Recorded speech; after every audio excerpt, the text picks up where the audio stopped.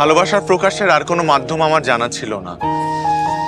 যেটা ছিল সেটা দিয়েই তোমাকে বলতে চাই, ভালোবাসি। I love you, Jessia.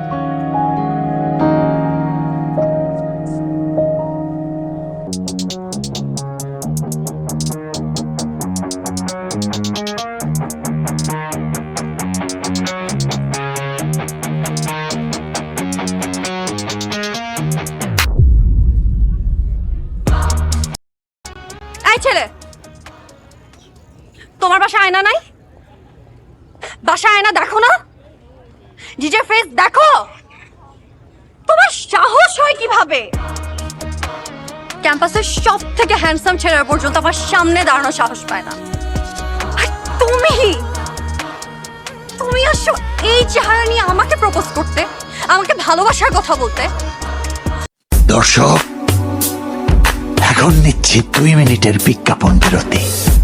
বিরতির পর কিন্তু অনেক চমক থাকতেছে, রেডি হয়ে বসেন।